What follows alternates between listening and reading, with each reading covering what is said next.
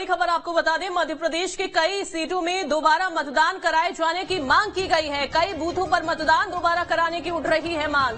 कांग्रेस और बीजेपी ने उठाई रीपोलिंग की मांग। बीजेपी ने की अटेर के 16 मतदान केंद्रों पर पुनर्मतदान कराने की मांग। तो आपको बता दें कि अटेर वही सीट जहां पर थोड़ी सी जो असमंजस की स्थिति थी वो बनी हुई दिखाई दी थी। हालांकि बीजेपी प्रत्याशी को नजरबंद यहां पर कर लिया गया था।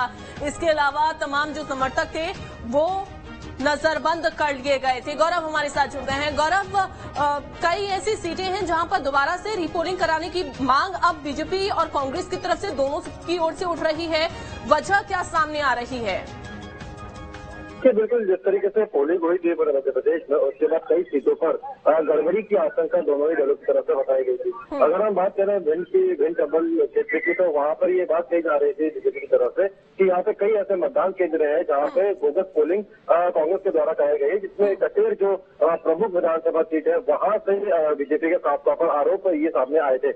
इसको लेकर कुछ वीडियोज भी वायरल हुए थे जिसमें आरोप लगाया गया था कि पोलिंग बूथ के अंदर बूथ कैप्चरिंग करके लोगों से फर्जी मतदान यहाँ पे करवाया गया है। तो वहीं दूसरी तरफ कांग्रेस का ये आरोप है कि जिन कर्मचारियों की ड्यूटी अचानक से मतदान केंद्र पर लगाई गई थी या चुनाव के दौरान लगाई गई थी, उन कर्मचारियों की दोबारा से मतदान कराया जाए, उनकी पोलिंग कराई जाए, और कुछ कर्मचारियों की फर्जी और बोगस पोलिंग की भी आरोप कांग्रेस की तरफ से। लेकिन गौरव, ये तो हम हर चुनाव में देखते हैं कि गड़बड़ी की आशंका जताई जाती है, रिपोलिंग कराने की मांग उठती है, लेकिन क्या इस बार रिपोलिंग होगी?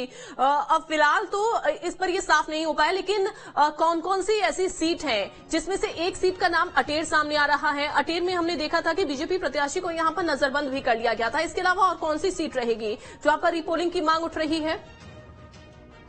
छोटी छोटी शिकायत है तो हर जगह ही से चुनाव आयोग के पास पहुंचती है, लेकिन रीपोलिंग होगी इन सीटों पर, इसको लेकर तो चुनाव आयोग ही तय करता है, क्योंकि चुनाव आयोग भी इस मामले में पूरी जांच करता है कि जो शिकायतें उनके पास पहुंची है वो सही है या नहीं है। क्योंकि पिछले विधानसभा चुनाव की बात करें, उससे पिछले विधानसभा चुनाव की बात करें, हर विधानसभा चुनाव में इस तरह की शिकायतें जरूर पहुंचती है। आखिर इसमें एक प्रमुख विधानसभा सीट है जहाँ पर शिकायतें पहुंची है, लेकिन चुनाव आयोग इस मामले में जांच करेगा, शिकायतों के तथ्यों को देखेगा, और उसके बाद अगर कुछ गड़बड़ी चुनाव आयोग को लगती है तो हो सकता है कि रिपोलिंग हो। लेकिन फिलहाल तो इंतजार करना होगा क्या फैसला यहाँ पर लिया जाता है। फिलहाल गौरव, बहुत शुक्रिया आपका जानकारी देने के लिए।